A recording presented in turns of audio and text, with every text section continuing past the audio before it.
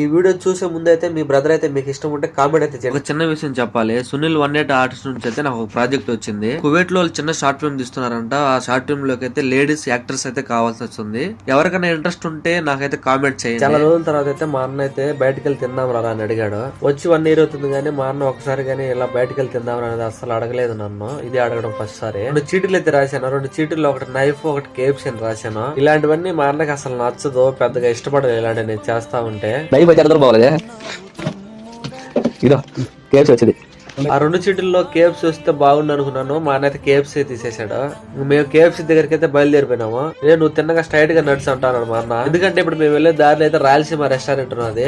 ఆ రెస్టారెంట్ లో అయితే నాకు మటన్ బిర్యానీ అంటే చాలా ఇష్టము. అక్కడికి వెళ్తానని చెప్పేసి మా అన్న సీదాగా నడిచాడు. తిన్నగా నడుచుకుంటా కేఎఫ్సీ దగ్గరికి అయితే వెళ్ళిపోయినాము. లోపలికి వెళ్తానే నాకు నచ్చింది అయితే నేను సెలెక్ట్ చేసుకుంటాను. అక్కడ వాళ్ళు ఇచ్చిన డిస్ప్లే పైన అయితే ఆర్డర్ ఇచ్చేసి వీళ్ళ దగ్గర అయితే అమౌంట్ కట్టాలి. నేను ఆర్డర్ ఇచ్చిన 10 minutes లో అయితే నా ఆర్డర్ అయితే నాకు ఇచ్చేసాను. నీ సొల్లు కబులు చాలించి త్వరగా తీసుకురా అంటాడు మా అన్న. నేను అక్కడ ఉన్న గర్లను చూస్తా ఉన్నాడేమని మా వాడు తొందరగా రారని అరుస్తాను. వాడికి తెలియదు నేను పెప్సిల్ కోసం ఉన్నానని చెప్పి.